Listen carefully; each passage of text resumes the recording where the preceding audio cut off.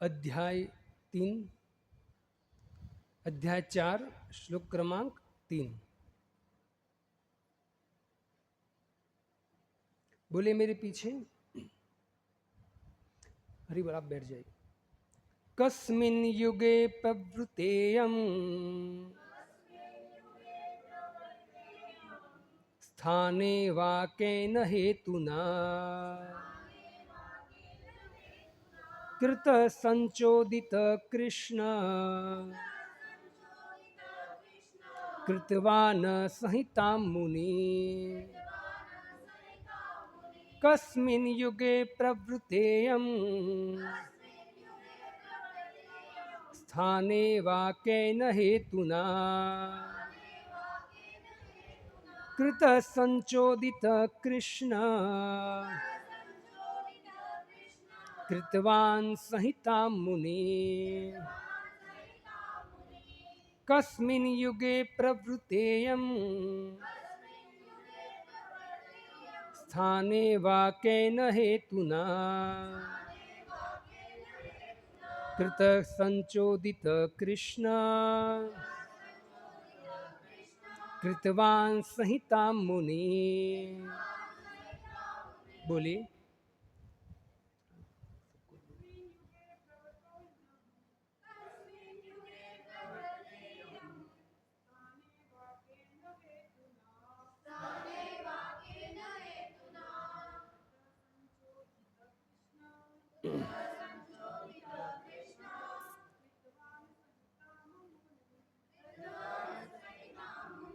और कोई बोले।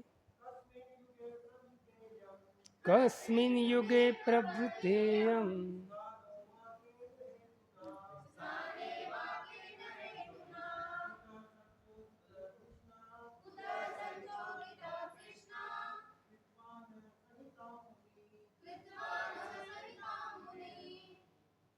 और कोई बोलना चाहेंगे?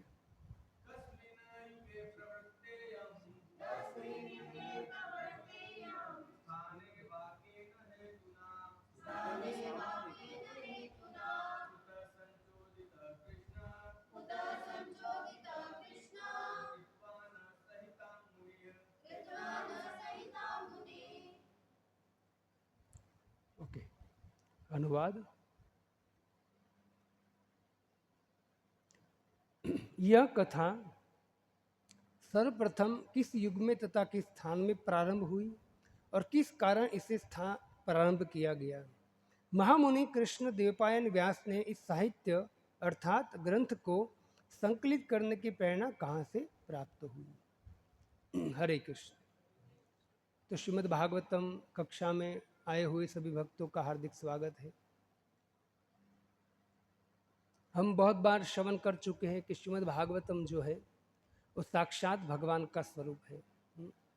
इससे पद्म पुराण में कहा है, तेने वांगमयी मूर्ति प्रत्यक्ष वर्तते हरे। भगवान की साक्षात क्या है? ये मूर्ति है। इससे बहुत लोग अगर दर्शन करना चाहते हो तो भगवान का दर्शन कहाँ मिलेगा? श्रीमद् भागवतम में। तो पिछले श्लोक में हमने श्रवण किया कि सुद गोस्वामी, शौनक मुनि ने सुद गोस्वामी को कहा कि आप महाभाग्यवान हो। महाभाग्यवान क्यों कहा? क्योंकि उसने सुखदेव गोस्वामी से भागवतम की कथा को श्रवण किया। सुखदेव गोस्वामी कौन है? वेद व्यास जी के पुत्र। अब पिछले श्लोक में एक शब्द आया था, आपको पता होगा, कथाम भागवती पुण्या। जो भागवत की कथा है वो कैसी है? वो पुण्यवान है। लेकिन पुण्य कौन सा पुण्य देंगे? जैसे आप संसारी पुण्य कोई करते हो, जैसे कुआं खुदवाना, किसी को पानी देना, किसी को खाना देना, किसी को कपड़ा देना, स्कूल कॉलेज बनवा देना, उससे क्या फल मिलता है? भौतिक फल मिलता है। आपको स्वर्ग मिल जाएगा, या कोई ऊंचा पद मिल जाएगा, या फिर पैसे, बंगला, गाड़ी मिल जाएगा। तो लेकिन जो भागवतम का पुण्य है, भागवतम सुनने का पुण्य क्या है? भगवान की भक्ति प्राप्त होगी, भगवान का धाम प्राप्त होगा, है ना। और जिस व्यक्ति ने पुण्य किया है पिछले जन्म में, कौन सा पुण्य? भगवान की भक्ति रूपी जिसने पुण्य किया है और पुण्य की सुकृति जिसके पास है, वही व्यक्ति क्या सुन पाएगा? श्रीमद् भागवत, है ना। वही व्यक्ति भक्ति कर पाएगा जिसके पास क्या है, कौन सा धन है? भक्तिमय धन है ना। वो क्या करेगा? वो भक्ति कर पाएगा, श्रीमद् भागवतम की कथा सुन पाएगा। अब आगे उस श्लोक में आगे यदा यदा भगवान शुक, किससे सुनी है आपने कथा? शुक, भगवान शुक क्या कहा गया है? कल का श्लोक आपने उच्चारण किया होगा, आपको पता, भगवान शुक कहा गया है। तो भगवान शुक क्यों कहा गया है? क्योंकि पुराणों में उसका वर्णन है कि सुखदेव गोस्वामी कोई सामान्य व्यक्ति नहीं है, साक्षात कृष्ण का ही स्वरूप है ना। सुखदेव गोस्वामी का वर्णन आता है जब 19वें अध्याय में, पहले स्कंद के 19वें अध्याय में, तो उसी समय वहाँ वर्णन होता है कि सुखदेव गोस्वामी का जैसे वर्णन करते हैं कि घुंघराले बाल हैं और भगवान का कलर कैसा है शरीर का? श्याम। ऐसा ही कलर किसका है? सुखदेव गोस्वामी का। एज इट इज भगवान कृष्ण का वर्णन चल रहा हो, ऐसा वर्णन सुखदेव गोस्वामी का किया गया है। इससे पुराणों में कहा गया है कि सुखदेव गोस्वामी कौन है? नंद नंदन नंद नंदनस्तु शुकोयम रूपो अस्ति। ए नंद नंदन कौन है? कृष्ण। नंद नंदनस्तु शुकोयम रूपो अस्ति, वही नंद नंदन कृष्ण किसके रूप में आए हैं? सुखदेव गोस्वामी के रूप में आए हैं। ये प्रमाण है शास्त्रों का। और सुखदेव गोस्वामी के मतलब साक्षात सुखदेव गोस्वामी के मुख से कौन सुनकर आया है? सुत गोस्वामी। इससे शौनक मुनि सुत गोस्वामी क्यों क्या कहते हैं? महाभाग। क्या बोलते हैं? महाभाग्यवान है। प्रभु आप थोड़ा इधर आ जाए, अब दिख नहीं रहा है ना, वो लास्ट में बैठे हो प्रभु, इधर आ जाए थोड़ा। इससे कहते हैं कि महाभाग। वदनो वदताम वर, कि आप जो आप श्रवण करते हो, तो श्रवण करने में और कथा करने में, दोनों में आप श्रेष्ठ हो। कोई व्यक्ति ऐसा नहीं है कि जो आपसे अच्छा श्रवण कर पाए, और कोई ऐसा व्यक्ति नहीं है जो आपसे अच्छे कथा कह पाए।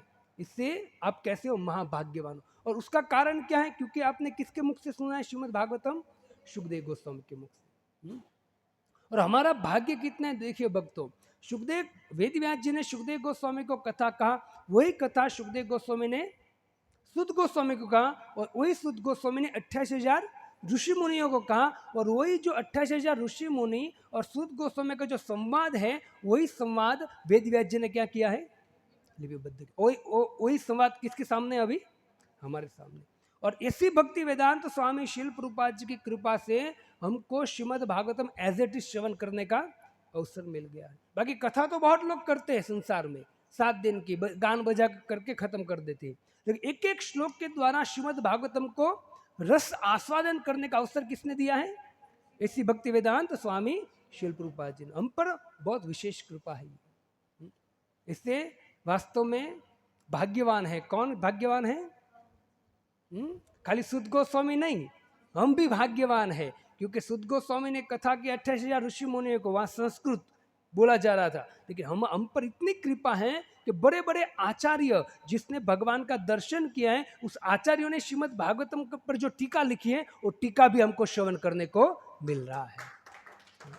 तो कितनी कृपा है। तो अब इस श्लोक में, इस श्लोक कौन बोल रहा है? अभी हमने उच्चारण किया, कौन बोल रहा है? डेली जो सुनते हैं, शौनक मुनि। कौन बोल रहे हैं? शौनक मुनि ने सुत गोस्वामी को कहा, आप भाग्यवान हो, आपका धन्यवाद, आप हमको कथा श्रवण कराए। फिर प्रश्न कर रहे, कौन सा प्रश्न कर रहे? तो कहते हैं कि कस्मिन युगे, एक कथा किस युग में हो? पहला प्रश्न, ठीक है। प्रवृत्तेयम स्थाने, और कहते किस स्थान में एक कथा होगी। कितना नंबर का श्लोक है? कितना नंबर का है? 2 नंबर का। नहीं, श्लोक नहीं। एक तो क्या बोला, कौन से युग में कथा हुई, दूसरा प्रवृत्तेयम स्थान है, कौन से स्थान में हुई। मैं आपको पूछूंगा, याद रखना सब, ठीक है। वहां कैन हेतुना, और किस कारणवश कथा हुई, है ना। कृते संचोदित, या संचोदित का अर्थ कहते हैं कि,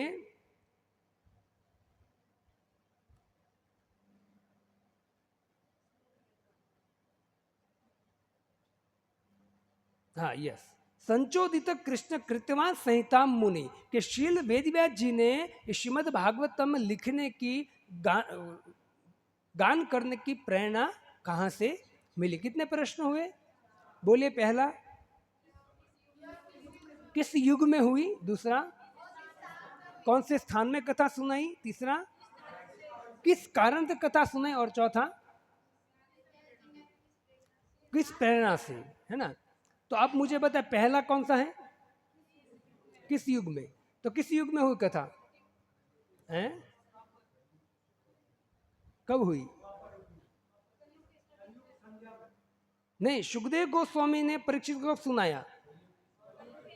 कलयुग, तो कलयुग बोलो ना, द्वापर और कलयुग की संधि बोलो आप, चलेगा। ठीक है। दूसरा, किस स्थान में, कौन से स्थान में सुनाई है?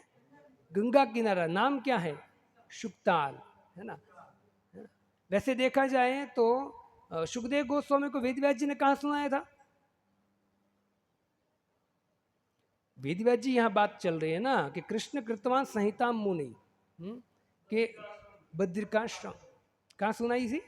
बद्रिकाश्रम। और फिर तीसरा, किस कारण से, क्यों, कारण क्या था? वेदव्यास जी ने सुखदेव गोस्वामी क्यों, कारण क्या, किस कारण से सुनाया था भागवतम है? क्योंकि सुखदेव गोस्वामी ये भागवतम का प्रचार आगे करे इससे। चौथा, वेदव्यास जी को कहाँ से प्रेरणा मिली? नारद मुनि से, राइट। तो ये चार प्रश्न हुए। ठीक है। अब ये चार प्रश्न कहाँ से हमने लिए जवाब? वेदव्यास जी से लिए। अब ये सुखदेव गोस्वामी से लीजिए। तो पहला क्या प्रश्न है? कौन से युग में? कलयुग। कौन प्रवृत्तम ये स्थान है, कौन से स्थान पर? शुक्ताल। हरिद्वार से 70 किलोमीटर दूर है शुक्ताल, जाना चाहिए, है ना। और फिर कौन से हेतु, हेतु क्या था उनका, कारण क्या था? परीक्षित महाराज का उद्धार करना था, क्योंकि परीक्षित महाराज सब कुछ त्याग करके भगवान की कथा सुनने के लिए आए थे। चौथा, प्रेरणा कहां से मिली? सुखदेव गोस्वामी को कथा करने की प्रेरणा कहां से मिली? परीक्षित महाराज। और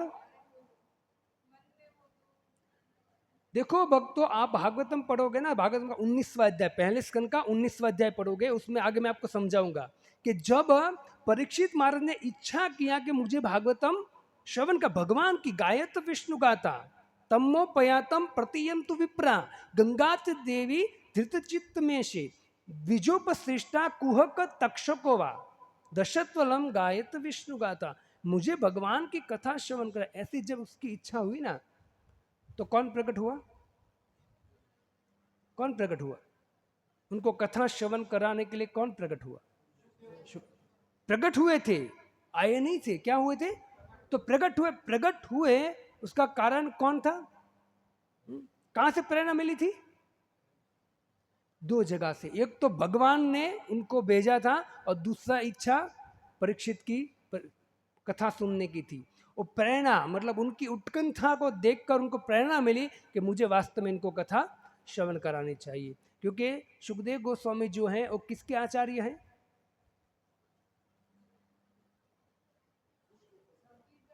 कीर्तन के आचार्य है। इसको क्या करते रहते? भगवान की कथा गाते रहते, सबके सामने नहीं। आप हम लोगों के सामने तो ओझल हो जाते हैं, समझ आए? सुखदेव गोस्वामी सामने से आ रहे हैं तो हमको दिखेगा नहीं। वो किसको दिखेगा? जो भगवान कैसे भक्त हो, जो है ना एकदम जिज्ञासु हो भगवान की कथा श्रवण का, तो उनको दिखेंगे, वो दर्शन देंगे, बाकी नहीं देंगे, है ना। इससे सुखदेव, परीक्षित महाराज के अंदर क्या था? उत्कंठा भागवतम श्रवण करना। तो सुखदेव गोस्वामी उनके सामने आए। तो ये चार प्रश्न किए, बोले फिर से। किस किस युग में, किस स्थान में, किस कारण से, कहां से प्रेरणा मिली? ठीक है, ये चार प्रश्न कर रहे हैं।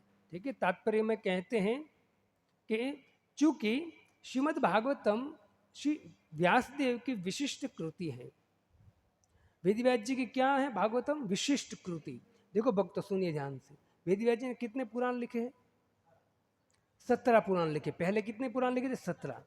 17 पुराण लिखने के बाद भी उन्हें संतुष्ट नहीं थे। नारद मुनि आए। नारद मुनि ने जैसे उनके सामने देखा तो नारद मुनि ने कहा कि वेदव्यास जी, मायूस क्यों हो आप, दुखी क्यों हो?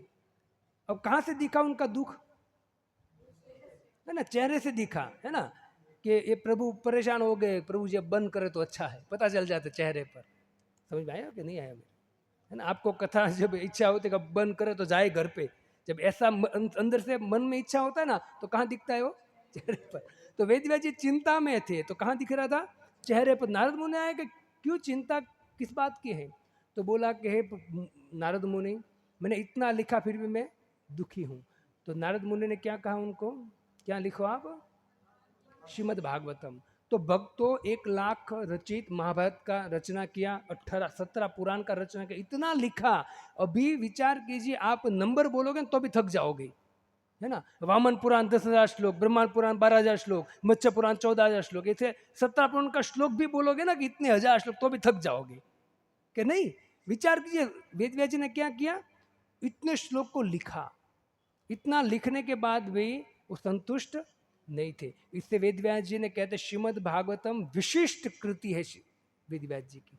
मैंने आपको उदाहरण दिया था एक, पता है कि आपके घर में कोई मेहमान आए, आपके किसी के घर की शादी है ना, तो एक सबके लिए एक ही प्रसाद होगा, दाल चावल पूरी सब्जी, है ना। लेकिन अगर विशेष मेहमान हो, विशिष्ट मेहमान जो बोले कि हम वो नहीं खाएंगे, तो आप क्या करोगे? उनके लिए स्पेशल बनाओगे ना। तो बस यही भगवान के भक्तों के लिए, भगवान के प्रेमी भक्तों के लिए वेद व्यास जी ने श्रीमद् भागवतम स्पेशल बनाया है। स्पेशल बनाया किसके लिए? हम सब के लिए स्पेशल बनाया है। इसे क्या कहा गया है? चूंकि श्रीमद् भागवतम श्री वेद व्यास जी का विशिष्ट कृति है, विशेष कृति है ना। इससे क्या दिया? सार है। दूसरे पुराण पढ़ने का प्रयत्न मत करो। वेदव्यास जी ने जो श्रीमद् भागवतम लिपिबद्ध किया, उसके बाद वो प्रसन्न हो गए और विचार किया कि इतना सुंदर ग्रंथ जिसके द्वारा सबका कल्याण होगा, सब भगवान के धाम में जाएंगे, ऐसा ग्रंथ तो सबको मिलना चाहिए सुनने के लिए। तो कैसे मैं प्रचार करूं? मैं तो हो गया हूं, वृद्ध हो गया हूं, तो कौन प्रचार करेगा? तो वेदव्यास जी ने प्रसन्न होकर किसको प्रार्थना किया? भगवान को प्रार्थना किया। और उनके सामने कौन प्रकट हो गया फिर? सुखदेव गोस्वामी। समझे? इसे विशेष कृति है ये। इसे भक्तों दूसरा ग्रंथ मत पढ़ो। 60-70 साल की उम्र है, ज्यादा नहीं है, 80 साल ज्यादा से ज्यादा मर जाएंगे, है ना। तो क्या करना चाहिए? करोड़ों करोड़ों योनि को प्रसार करने के बाद श्रेष्ठ योनि कौन सी मिली है? मनुष्य योनि। और मनुष्य योनि में भी कितने साल है खाली? कोई पता नहीं है। और उसमें भी यदि श्रीमद् भागवतम मिल गया है ना, तो दूसरा ग्रंथ मत पढ़ो, खाली श्रीमद् भागवतम उसको अच्छी तरह से स्टडी करो धीरे। और ये साक्षात भगवान का स्वरूप है। भगवान कहाँ ले लेंगे आपको? अपने धाम में, है ना। इससे कहते वेदव्यास जी के क्या है? विशिष्ट कृति है। ओके। अतएव विद्वान शौनक मुनि अनेक प्रकार के प्रश्न कर रहे हैं। उन्हें ज्ञात था कि शील व्यासदेव अल्पज्ञ स्त्रियों शूद्रों तथा द्विज परिवार के पतित जनों को समझाने के लिए वेदों से लेकर महाभारत तक की पहले ही व्याख्या कर चुके हैं। किसके लिए महाभारत लिखा है? महाभारत क्यों लिखा है वेदव्यास जी ने? स्त्रियों, वैश्य और शूद्र ब्राह्मण, जो ब्राह्मण कुल में पतित हो चुके उनके लिए। क्योंकि वो लोग समझ नहीं पाएंगे, ये जो तत्व है उनको समझ नहीं पाएंगे, है ना। कि प्रभुपाद जी की कृपा का अभी इस्कॉन की माताएं भी तत्व समझ रही है। किसकी कृपा है? संतों की। बाकी प्राय स्त्रियां वेदव्यास जी कहते कि तत्व समझ पाएंगे नहीं, इससे उनको क्या दिया है? महाभारत। जिससे महाभारत में क्या है? स्टोरी है। तो स्त्रियां स्टोरी देखिए, आप देखिए जब कथा चलती है ना, जब माता बैठती है ना, तो कथा जब चलती है, अगर तत्व समझाएंगे तो क्या करेंगी माता? जिसको समझ में आएगा तो क्या करेगी? ध्यान नहीं देगी। सही बात है कि नहीं? क्योंकि मुझे पूछिए, मैं कथा करता, मुझे पता है। लेकिन जैसे कथा आती है तो वो इतनी चाव से सुनते कि प्रभु जी नहीं सुनते, इतना ध्यान से सुनते हो, है ना। इससे वेदव्यास जी को पता था कि स्त्रियों की बुद्धि कैसी है। इसे उनको क्या दिया? महाभारत, मतलब ये कथा रूप महाभारत दी।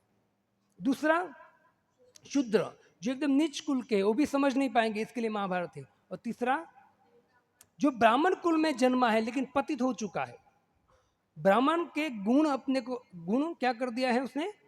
भूल गया है, तो उनके लिए महाभारत की रचना की वेदव्यास जी ने। इसे कहते हैं कि शौनक मुनि ने अनेक प्रश्न किए, है ना। भक्तों देखो, जो प्रश्न करता है ना, वो समझो ध्यानपूर्वक सुन रहा है, उसको जिज्ञासा है।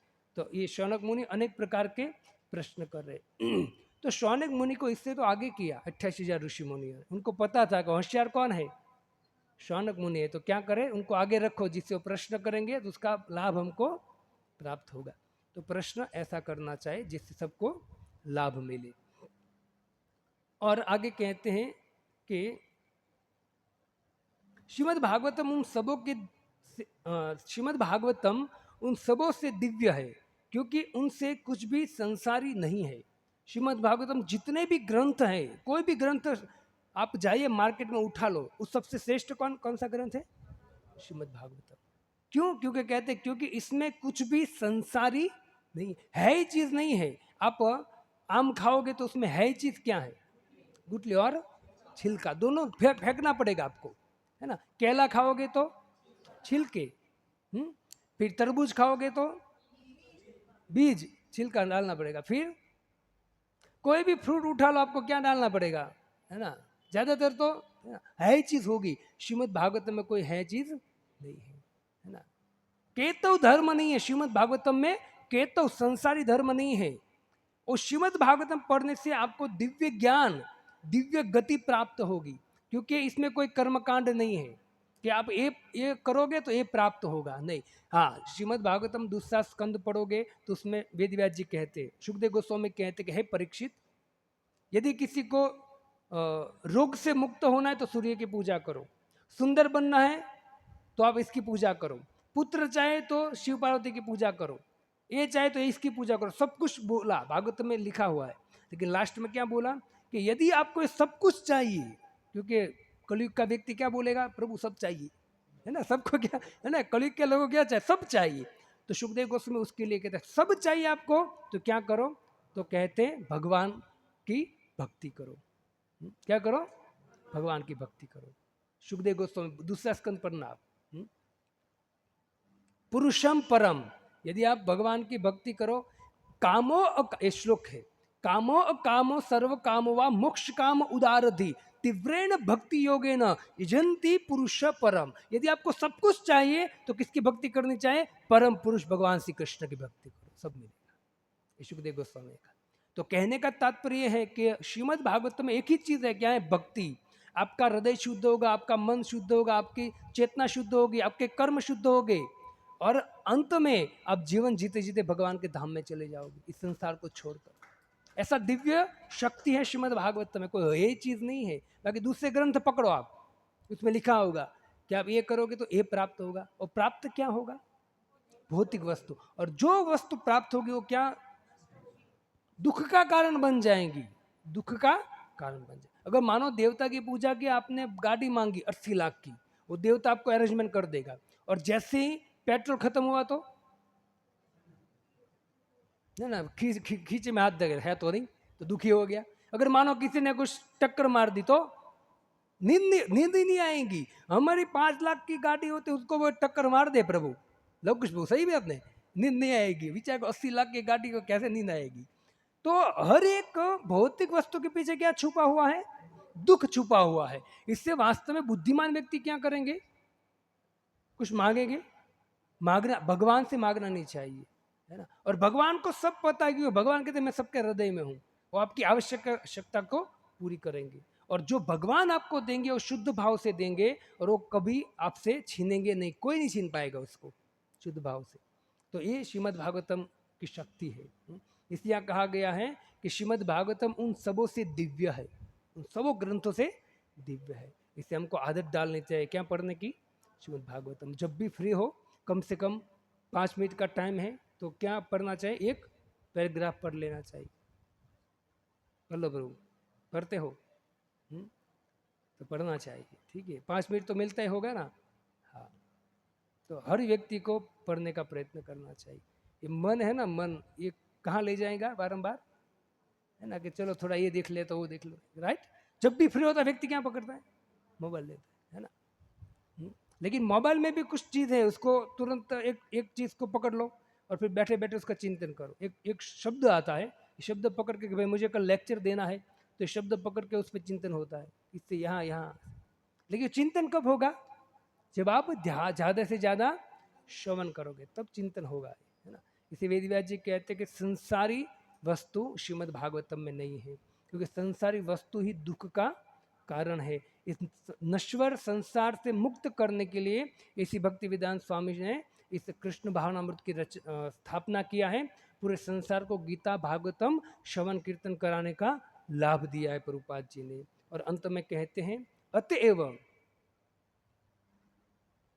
अतएव पूछे गए प्रश्न अत्यंत बुद्धिमत्ता पूर्ण एवं प्रासंगिक है। लगता है आपको बुद्धिमान प्रश्न है ना? इससे आप कभी अवसर मिले ना, कहीं भगवान ने कुछ दिया है आपको पैसे, तो कम से कम हरिद्वार के बाजू में 70 किलोमीटर दूर क्या है, शुक्ताल जाना चाहिए। और थोड़ा और पैसा दिया है भगवान ने, क्योंकि हर साल पूरा जीवन तो कमाना ही है ना, तो कुछ 15 दिन का टाइम निकाल कर और कुछ 30-35 हज़ार निकाल कर कहाँ जाना चाहिए, कहाँ जाना चाहिए, बद्रिकाश्रम, 4 धाम जाना चाहिए, है ना। बाकी आप सोचोगे प्रभु जी टाइम नहीं है, प्रभु जी टाइम नहीं। हर व्यक्ति का क्या प्रॉब्लम है, टाइम नहीं। पैसा तो है लेकिन क्या नहीं है, टाइम नहीं।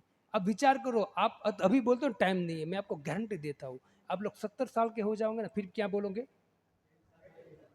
टाइम नहीं। क्यों टाइम नहीं है माता जी, प्रभु जी? तो बोले कि मेरे बेटा है ना, उसके छोटे छोटे बच्चे हैं, उसको रखेगा कौन, है ना, इसको कौन रखेगा, इसको झूला झूलाना है मुझे, इसको कौन रखेगा, टाइम मिलेगा नहीं। इससे टाइम को क्या करना पड़ेगा, निकालना पड़ेगा। वरना होगा ऐसा कि अभी आप कह रहे हो युवानी में कि प्रभु जी अभी टाइम नहीं है मेरे पास, याद रखना जब वृद्धावस्था आएगी ना, वृद्धावस्था आप सोचोगे वृद्धावस्था में मैं भजन करूंगा, लेकिन वृद्धावस्था में क्या होगा, जैसी वृद्धावस्था आएगी तब टाइम क्या कहेगा, मेरे पास नहीं है, अब मेरे पास टाइम नहीं है, वो नहीं देगा, है ना, क्योंकि तो टाइम खत्म हो गया भाई, आपका जाने का टाइम समय हो गया, है ना। इससे क्या करना चाहिए, जो भी अवसर मिला है उसको उपयोग करके भगवान के ऐसे शुक्ताल जाना चाहिए, बद्रिकाश्रम है, 4 धाम जाने का प्रयत्न करना चाहिए। बाकी टाइम कभी मिलने वाला नहीं। इतने इतने दिव्य स्थान है, भक्तों पता नहीं आगे जाकर स्थान सब बंद भी हो सकते हैं, क्योंकि अतिवृष्टि अनेक चीज हो रहे हैं। तो अभी देखिए वो जो स्वर्ग जाने का द्वार था जहाँ से वो गए थे पांडव, वो सब तो बंद हो गया है, वो तो कब का बंद हो चुका है। तो ऐसे धीरे धीरे सब कुछ भी है ना घटत घट बंद हो जाएगा। अभी आप शुक्ताल जाओ, अभी गंगा इतनी बड़ी थी शुक्ताल में, जिस किनारे पर सुखदेव गोस्वामी बैठे थे, अभी आप जाओगे तो एक जैसे नहर बह रही है ऐसी होगी, है ना। यहाँ से लेकर उस दीवार तक इतनी हो गई गंगा खाली।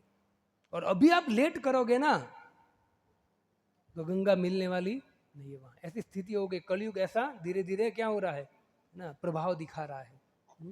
इसे जब भी अवसर मिले हमको तुरंत जाना चाहिए और उसका लाभ लेना चाहिए पूरा भक्तों। तो बद्रिकाश्रम जाना चाहिए, शुक्ताल जाना चाहिए। और लखनऊ से 60 किलोमीटर दूर क्या है, नैमिषारण्य, वहाँ जाना चाहिए, जहाँ सुद गोस्वामी ने 28,000 ऋषि मुनियों को कथा श्रवण कराया था। तो यहाँ बोला है ना कि स्थान, कौन से स्थान पे, तो 3 स्थान दिया मैंने, कौन सा, बद्रिकाश्रम, दूसरा शुक्ताल, और नीचे उतरिए नैमिषारण्य, ये 3 स्थान है ना। तो इस 3 स्थान में कथा सुनाई, तो तीनों स्थान पर जाने का। और तीनों स्थान में क्या बह रहा है, गंगा बह रही है वहाँ तीनों स्थान पर, है ना, गंगा के किनारे। क्योंकि भगवान ने खुद गंगा को कहा था, मतलब गंगा ने जब कहा कि नहीं, यमुना ने कहा कि हे प्रभु गंगा आपसे कुछ कहना चाहते, बोले क्या, तो बोले गंगा कहना चाहते हैं कि आपने यमुना को तो बहुत लाभ दिया, है ना, यमुना किनारे सुंदर सुंदर लीला किया, यमुना को डायरेक्ट पानी पीते थे, यमुना में स्नान कर रहे थे, तो यमुना को पूरा लाभ दिया, मतलब मुझे आपने लाभ दिया, लेकिन गंगा पूछ रहे कि मेरा क्या। तो भगवान ने क्या कहा, बोल देना गंगा को कि ये जो कथा लीला जो मैंने यहाँ किया है ना, यही लीला का गान गंगा किनारे होगा, है ना। तो तीनों स्थान कहाँ है, गंगा किनारे, है ना। तो ये एक कृपा है, इससे गंगा किनारे जाकर क्या करना चाहिए, श्रवण करना चाहिए। और आप भागवतम महात्म्य सुनेंगे, उसमें जो 4 कुमारों ने नारद आदि मुनियों को कथा श्रवण कराया था, वो भी कहाँ सुनाया था, आनंद वन में, हरिद्वार, गंगा किनारे। तो सभी कथा कहाँ हो रही है, गंगा किनारे, है ना। और आप ऐसा मत सोचो कि प्रभु हम तो यहाँ, हमारे यहाँ तो कोई नदी है ही नहीं गंगा किनारे, लेकिन नहीं, जहाँ भी कोई शुद्ध भाव से कथा श्रवण कीर्तन करता है ना, वो भी गंगा के किनारे बैठा है, निश्चित है वो, है ना। इसे भी गंगा का किनारा है, क्योंकि आप क्या कर रहे हो, भागवतम का श्रवण करते हो। वैसे गंगा कितना किलोमीटर बहती है पूरे भारतवर्ष में, याद है किसी को? 2400 किलोमीटर, कितना? हाँ, उसमें हमको लाभ मिला है ना, न तो गुजरात वालों को मिला है, न तो राजस्थान वालों को मिला है ना, हमको मिला नहीं है। और जिसको मिला है वो दूर है, ये कोई बात नहीं, हमको भले वो गंगा का लाभ न मिला हो, लेकिन ऐसी भक्ति वेदांत स्वामी शिल प्रभुपाद जी के द्वारा हमको भागवत कथा गंगा का लाभ मिल गया है, विशेष कृपा है हम पर, है ना। इसलिए ऐसे प्रभुपाद जी जैसे संतों का हमको बहुत बहुत आभार व्यक्त करना चाहिए, है ना। अगर प्रभुपाद जी नहीं होते तो आप कभी विचार क्या कहाँ बैठे होते प्रभु हम, है ना। अभी जग के सो के जगते हो, जग रहे होगे, संडे है ना आज, है ना, और जग के क्या कर रहे होगे, चाय की चुस्की, पेपर, या फिर टीवी, या फिर मोबाइल, है ना। बहुत लोग तो ऐसे हैं कि सुबह जगते हैं, आश्चर्य की बात है, जगने के बाद वो एकदम फ्री रहते हैं, है ना। स्नान का तो विचार ही नहीं आता है उनको। स्नान का कब विचार आता है कि अब बाहर जाना है, चलो अब कर लेते स्नान, तब तक स्नान नहीं करते, ऐसी स्थिति। अरे जैसी जगते हो ना, तो पहले क्या करना चाहिए, स्नान करना चाहिए हर एक व्यक्ति को। स्नान करोगे तो मन क्या हो जाता है, पवित्र, सुबह सुबह पवित्र हो जाता है, स्नान करना चाहिए। अभी तो कलयुग में तो, और खास करके जहाँ ज़्यादा ठंडी पड़ती है, वहाँ लोग गोली ले लेते हैं। क्या ले लेते हैं, स्नान करने की गोली। पिए आपने कभी, किसी ने, आपने पिए? पी तो होगी, है ना, तो नहीं पीना चाहिए गोली, है ना, वो जहर माफक है, नहीं पीना चाहिए। तो स्नान करना बहुत जरूरी है। तो शौनक मुनि बहुत सुंदर प्रश्न करते वक्त तो बस यही प्रेरणा दे रहे कि हमको भी जिस स्थान पे कथा हो रही है वहाँ जाना चाहिए और वहाँ जाकर दर्शन करना चाहिए। शुकताल जाओगे तो बहुत बड़ा वट वृक्ष है, बहुत बड़ा, उसकी डाली भक्तों, वट वृक्ष की डाली ऊपर से नीचे आ गई और नीचे वापस जमीन में घुस गई और वापस वहाँ से होगी, इतना बड़ा वट वृक्ष है वहाँ। तो वहाँ जाकर नीचे, मानो आप 20-25 लोग गए हम सब भक्त, तो वहाँ बैठकर गोलाकार में जैसे आप बैठे वैसे बैठकर और वहीं हम भागवतम की व्याख्या करेंगे। कितना आनंद आएगा, विचार कीजिए आप, है ना। एकदम एकदम सामने की, वहाँ बैठा है एक सुखदेव गोस्वामी ऐसा बैठे, वहाँ बनाए विग्रह बनाए है, और यहाँ परीक्षित बैठे, ऋषि मुनि बैठे, और उनके सामने ही वृक्ष है बड़ा सा, वहाँ लोग परिक्रमा करते, वहाँ बैठकर कथा श्रवण करते। वहाँ एक हॉल बनाया है, यदि किसी के पितृ का उद्धार करना है तो उस हॉल में कथा भी करा सकते हो आप। यहाँ से राजस्थान से लेकर जाओ लोगों को अपने खर्चे से और वहाँ कथा कराओ, अनेक लोग, वहाँ कथा चलती रहती है। अपने पितरों का उद्धार करने के लिए लोग वहाँ जाते हैं और वहाँ कथा कराते हैं। भले अगर कैपेसिटी है तो 100 लोगों को लेकर जाते हैं, 50 लोगों को लेकर वहाँ जाकर कथा बोलते हैं। कितना कितना बड़ा अवसर है। तो ऐसे स्थान पर जाना चाहिए और इस कथा का श्रवण करना चाहिए। हरे कृष्णा कृष्णा कृष्णा हरे हरे, हरे राम